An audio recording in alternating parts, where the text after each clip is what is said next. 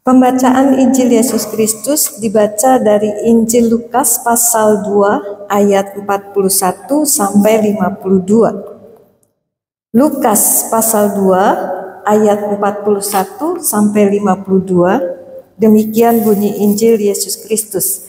Yesus pada umur 12 tahun dalam bait Allah. Tiap-tiap tahun orang tua Yesus pergi ke Yerusalem pada hari raya Paskah.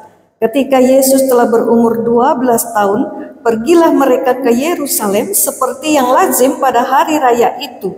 Sehabis hari-hari perayaan itu, ketika mereka berjalan pulang, tinggallah Yesus di Yerusalem tanpa diketahui orang tuanya. Karena mereka menyangka bahwa ia ada di antara orang-orang seperjalanan mereka, berjalanlah mereka sehari seperjalanan jauhnya, lalu mencari dia di antara kaum keluarga dan kenalan mereka. Karena mereka tidak menemukan dia, kembalilah mereka ke Yerusalem sambil terus mencari dia. Sesudah 3 hari mereka menemukan dia dalam bait Allah. Ia sedang duduk di tengah-tengah alim ulama sambil mendengarkan mereka dan mengajukan pertanyaan-pertanyaan kepada mereka. Dan semua orang yang mendengar dia sangat heran akan kecerdasannya dan segala jawab yang diberikannya. Dan ketika orang tuanya melihat dia, tercenganglah mereka, lalu kata ibunya kepadanya, "Nak, mengapakah engkau berbuat demikian terhadap kami? Bapakmu dan aku dengan cemas mencari engkau." Jawabnya kepada mereka, "Mengapa kamu mencari aku? Tidakkah kamu tahu bahwa aku harus berada di dalam rumah Bapakku?" Tetapi mereka tidak mengerti apa yang dikatakannya kepada mereka. Lalu ia pulang bersama-sama dengan mereka ke Nazaret. Dan ia tetap hidup dalam asuhan mereka. Dan ibunya menyimpan semua perkara itu di dalam hatinya. Dan Yesus makin bertambah besar dan bertambah hikmatnya dan besarnya dan makin dikasihi oleh Allah dan manusia. Demikian pembacaan Injil Yesus Kristus. Berbahagia kita yang memelihara firman Allah di dalam kehidupan kita. Haleluya. Bapak, Ibu, dan saudara yang terkasih, akhirnya tibalah kita di minggu dari penghujung tahun 2024. Hari ini kita akan bersama-sama merenungkan satu tema, makin disukai Allah dan sesama. Bapak, Ibu, saudara-saudara, sejak adanya Facebook, YouTube, terutama Instagram, komen like itu diburu oleh banyak orang. Orang berlomba-lomba mendapat like dari sesamanya demi gengsi dan juga demi uang. Makin banyak like-nya, makin naik gengsinya, dan makin banyak cuannya. Ketika kita menjalani hidup sebagai orang percaya, kita tidak diajar untuk mencari apalagi mengejar like dari sesama. Like nomor 1 yang harus kita cari, kita kejar dan kita harapkan adalah like dari Tuhan. Siapa yang disukai oleh Tuhan, dia juga akan disukai oleh sesamanya. Dalam pembacaan Alkitab hari ini kita melihat 2 tokoh yang disukai oleh Allah dan manusia. Yang pertama adalah Samuel. Dikatakan dalam 1 Samuel 2 ayat 26 demikian. Tetapi Samuel yang muda itu semakin besar dan semakin disukai baik di hadapan Tuhan maupun di hadapan manusia. Kedua, Yesus Kristus. Lukas 2 ayat 52 menyaksikan. Dan Yesus makin bertambah besar dan bertambah hikmatnya dan besarnya. Dan makin dikasihi, disukai oleh Allah dan manusia. Samuel dan Yesus keduanya sama-sama disukai oleh Allah dan manusia. Pertanyaannya Bapak, Ibu, Saudara, apakah kita juga bisa menjadi orang yang disukai oleh Allah dan sesama? Jawabnya, bisa Bapak, Ibu, Saudara. Caranya bagaimana? Mari kita belajar dari kedua tokoh ini. Yang pertama, belajar dari Samuel. Kita bisa disukai Allah dan sesama ketika kita ini menjaga hidup kudus. Bapak Ibu, saudara-saudara, Samuel itu adalah seorang nabi, hakim, dan imam. Tapi Samuel itu bukan keturunan imam. Ayahnya bernama Elkana, ibunya bernama Hana. Hana itu susah punya anak. Maka Hana berjanji dalam doanya, kalau Allah memberinya seorang anak, dia akan menyerahkan anak itu kepada Tuhan. Tuhan dengar doa Hana, lalu lahirlah Samuel. Samuel diserahkan kepada Imam Eli untuk dididik menjadi pelayan di bait Allah. Samuel tumbuh menjadi orang yang disukai Allah dan sesamanya. Kok bisa? Ayat-ayat sebelumnya bicara tentang Hofni dan Pinehas. Keduanya adalah putra dari Imam Eli. Nah, Hofni dan Pinehas ini punya kehidupan yang sangat kontras sekali dari Samuel. Mereka menghabiskan waktu masa mudanya dengan melakukan hal-hal yang berdosa. Salah satunya adalah perzinahan. Ironisnya, perzinahan ini dilakukan di bait Allah. Di bait Allah. Dan memang Hofni dan Pinehas ini Bapak Ibu Saudara ya, mereka ini gak ada rasa takut dan rasa hormatnya kepada Tuhan sama sekali. Padahal mereka itu imam, pemimpin umat, pengantara antara Tuhan dan manusia. Dan mereka juga berani mencuri persembahan untuk Tuhan. Jadi kehidupan Hofni dan Pinehas itu berlumuran dosa, sementara kehidupan Samuel itu sangat kudus. Samuel sangat rajin, ya, taat, dia juga bertanggung jawab melaksanakan tugasnya di bait Allah. Samuel dididik untuk takut dan taat kepada Tuhan. Itu sebabnya Samuel dari kecil sampai dia besar disukai oleh Allah dan sesamanya. Bapak Ibu saudara-saudara, orang percaya juga akan disukai Allah dan sesamanya ketika menerapkan hidup kudus dengan konsisten setiap hari. Kalau kita perhatikan Kolose 3 ayat 12, di situ disebutkan bahwa orang yang dipanggil untuk percaya kepada Kristus adalah orang-orang yang dikuduskan. Mereka menjadi orang pilihan yang dikuduskan oleh Allah. Umat pilihan yang dikuduskan hidupnya itu harus terus menuntut dirinya supaya semakin kudus dari hari ke hari. Semakin kudus hidupnya, semakin disukai oleh Allah dan sesamanya. Paulus menuliskan bagaimana kehidupan orang yang dikuduskan itu. Di situ disebutkan bahwa di dalam Kolose 3:12 mereka itu punya belas kasihan, mereka itu murah hati, rendah hati, lemah lembut, dan juga sabar. Orang yang berbelas kasihan itu disukai Allah dan sesamanya.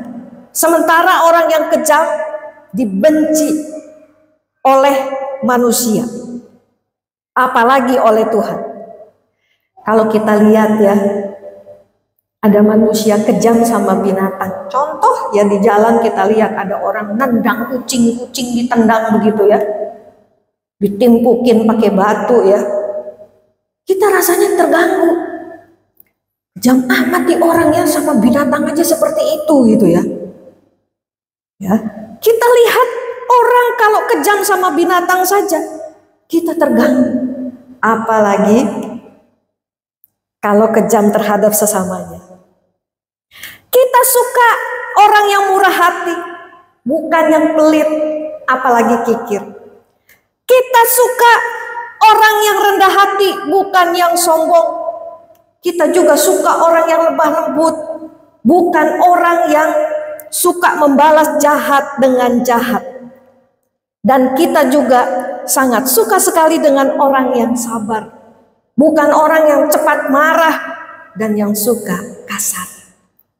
Bapak Ibu saudara-saudara, hidup kudus itu adalah menghasilkan buah-buah roh. Ketika Paulus menuliskan 9 buah roh, Paulus menegaskan bahwa tidak ada hukum manapun yang menentang buah-buah roh yang dihasilkan oleh orang yang percaya. Semua umat di muka bumi ini menyukai buah roh. Apa ada orang Kristen yang murah hati, yang sabar, lalu disebut melawan KUHP?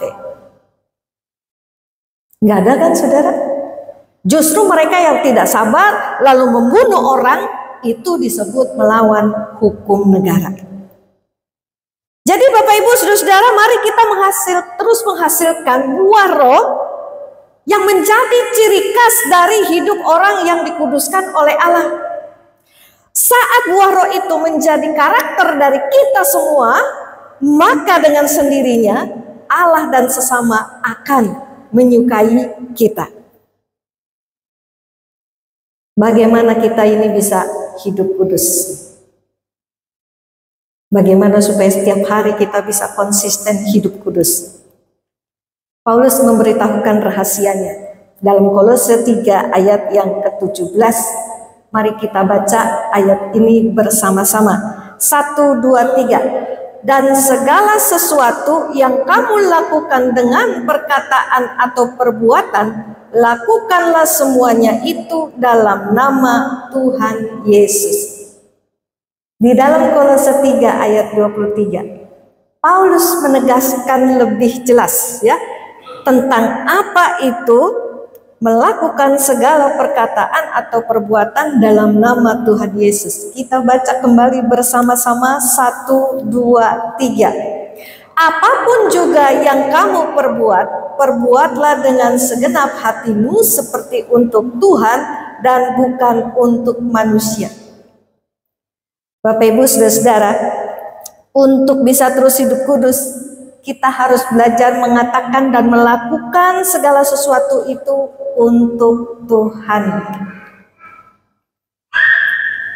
Saya pernah mendengar kesaksian dari seorang ibu yang jengkel sekali dengan suaminya. Dia berusaha supaya tidak terus marah dan akhirnya membenci suaminya. Dia juga mau tumbuh jadi seorang istri yang menyenangkan Tuhan dan juga menyenangkan suaminya. Jadi ceritanya saudara-saudara, satu kali si suami ini pulang kerja minta dibikini kopi ya. Mah, bikinin kopi dong. Nah, si istri ini baru selesai lahiran, baru selesai juga ngurus bayinya. Dia langsung sewot. Saya udah capek ngurus rumah, ngurus anak. Kamu kok enak aja minta dibikinin kopi. Bikin sendiri sana. Suaminya ikut marah. Lah kan saya juga udah capek kerja. Istri wajib melayani suami. Si istri tambah marah lagi ya. Papa saya juga capek kerja. Tapi kalau lihat mama saya capek masak. Papa saya biarpun capek pulang kerja, bikinin teh buat mama saya. Supaya mama saya senang hatinya. Masakannya tambah enak. Si istri ini bete Bapak Ibu, lalu dia masuk kamar. Suaminya ditinggal bikin kopi sendiri. Ibu ini nih maunya, si suami ini jangan terus minta dilayani. Sekali-kali kek ngerjain urusan rumah sendiri. Sekali-kali melayani istrinya juga. Masa dia udah capek, nyapu, ngepel, cuci baju, setrika baju setumpuk, ngurus bayi pula. Suaminya mau minum kopi aja, mesti dibuatin sama dia. Coba bikin sendiri dan bikinkan juga kopi buat istrinya sekalian. Kejadian itu terjadi beberapa kali saudara-saudara. Tapi satu kali dia berdoa, dia merasa bersalah. Dia bilang sama Tuhan, Tuhan aku nih jengkel sama suamiku katanya ya. Jengkel banget. Aku nih capek tapi dia nggak ada pengertiannya ya. Aku ini kesel sama suamiku. Tapi Aku juga mau tumbuh jadi istri seperti yang kau kehendaki. Dia lalu baca Alkitabnya, saudara, dan dia menemukan Kolose 3:17, Kolose 3 ayat 23. Besoknya suaminya pulang kerja, ya. Seperti biasa suaminya nggak kapok-kapok minta dibuatin kopi. Kopi mah katanya, ya. Tapi dia sudah berdoa, dia sudah baca firman, hatinya sudah dialiri oleh kasih roh dari Roh Kudus, ya. Dia ke dapur, dia bikin kopi. Ketika dia bikin kopi, dia bilang begini, untuk Tuhan. Untuk Tuhan, ya. Lalu dia hidangkan kopi itu buat suaminya. Untuk Tuhan. Kalau untuk suaminya, hatinya jengkel lagi. Lagi-lagi minta dibikini kopi. Maning-maning kopi, ya. Maning-maning nyuruh. Lagi-lagi minta dilayani. Lama-lama sianida dimasukin di situ, ya. Bapak Ibu, saudara-saudara, pada akhirnya suaminya jadi baik dan di kemudian hari juga bisa melayani istrinya. Mereka berdua hidup sebagai suami istri yang bahagia. Bapak Ibu, saudara-saudara, mau hidup kudus? Katakan, lakukan segala sesuatu seperti untuk Tuhan. Lagi jengkel, ya, mau ngomong kasar, tapi tetap harus ngomong baik. Bilang dalam hati, untuk Tuhan. Lagi kesel, hati ini kepengennya marah, tapi harus tetap sabar. Katakan dalam hati, untuk Tuhan. Semua yang untuk Tuhan adalah baik, bahkan terbaik. Semakin lama kita ini semakin tak punya waktu lagi untuk berkata dan berbuat yang tidak baik dan tidak benar. Semakin lama kita ini semakin tidak punya waktu lagi untuk dosa. Kepikir pun enggak, apalagi sampai mewujudkannya dalam kata dan perbuatan. Hasilnya kita akan semakin disukai oleh Allah dan semakin disukai oleh sesama. Amin. Yang kedua, bagaimana caranya agar kita disukai Allah dan sesama? Kedua, belajar dari Yesus, kita bisa disukai Allah dan sesama ketika tumbuh menjadi orang yang berhikmat, dalam arti cerdas firman. Bapak Ibu saudara-saudara, Lukas 2 ayat 52 memberitahukan kepada kita bahwa saat Yesus bertumbuh semakin dewasa, ia juga bertambah hikmatnya. Di situ Yesus makin dikasihi oleh Allah dan manusia, makin disukai oleh sekitarnya. Hikmat seperti apa yang dimiliki Yesus sampai dia dikasihi dan disukai oleh Allah dan sesamanya. Ketika berusia 12 tahun, Yesus masuk ke bait Allah. Lalu dia berdiskusi dengan para alim ulama. Orang pintar semua ini loh saudara, ya. Lukas 2 ayat 47 menuliskan, dan semua orang yang mendengar dia sangat heran akan kecerdasannya dan segala jawab yang diberikannya. Yesus itu cerdas loh Bapak Ibu, ya. Cerdas di sini maksudnya mampu memahami, mampu mengerti firman Tuhan. Di usia 12 tahun, Yesus sudah mampu memahami dan mengerti firman Tuhan dengan mendalam. Inilah yang membuat Yesus disukai oleh Allah dan sesama. Bapak Ibu saudara-saudara, orang yang mampu memahami dan mengerti firman Tuhan akan tumbuh menjadi orang yang disukai oleh Allah dan sesamanya. Mengapa? Karena dia tahu, dia paham betul kebenaran firman Tuhan. Sehingga perkataannya, perbuatannya itu selalu dilandasi dengan kebenaran firman. Orang itu biasanya akan berkata dan berbuat dari apa yang jadi pemahamannya. Kalau pemahamannya tentang firman itu sedikit, ya, pemahamannya tentang firman itu dangkal, maka apa yang dikatakan dan diperbuatnya seringkali bukan mendatangkan kebaikan bagi sesamanya dan memuliakan Tuhan. Maka orang percaya yang suka merenungkan firman Tuhan akan tumbuh menjadi orang yang bijaksana, cerdas, dan semakin disukai Allah serta sesamanya. Coba kita lihat ya kesaksian Alkitab dari orang-orang yang merenungkan firman Tuhan. Mazmur 119 ayat 97 sampai 104, kita baca ayat ini dengan bertanggapan. Betapa ku cintai Tauratmu, aku merenungkannya sepanjang hari.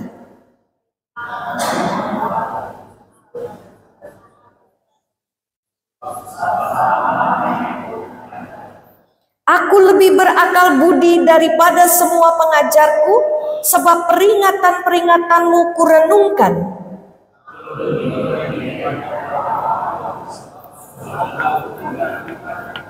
Aku beroleh pengertian dari titah-titahmu, itulah sebabnya aku benci kepada segala jalan dusta.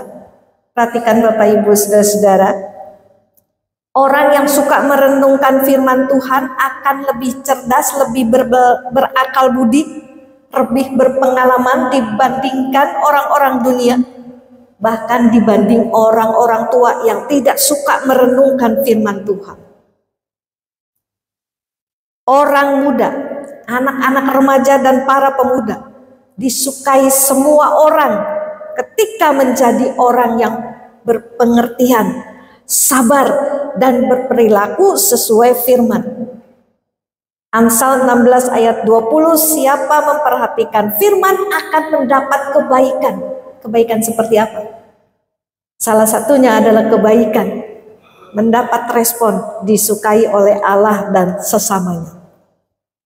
Bapak Ibu Saudara-saudara, mari kita pacu diri kita untuk tekun baca renungkan firman Tuhan. Roh Kudus itu akan lebih mudah bekerja dalam diri kita kalau kita ini rajin baca, rajin merenungkan firman Tuhan. Semakin kita merenungkan firman Tuhan, semakin kita paham, semakin kita kenal siapa Tuhan Allah kita itu. Nah, itulah yang disukai oleh Allah. Kita makin paham Tuhan, makin kenal sifatnya, itu yang disukai oleh Allah. Kita lihat Yeremia 9 ayat 23 sampai 24. Mari baca dengan bertanggapan. Beginilah firman Tuhan, janganlah orang bijaksana bermegah karena kebijaksanaannya, janganlah orang kuat bermegah karena kekuatannya, janganlah orang kaya bermegah karena kekayaannya.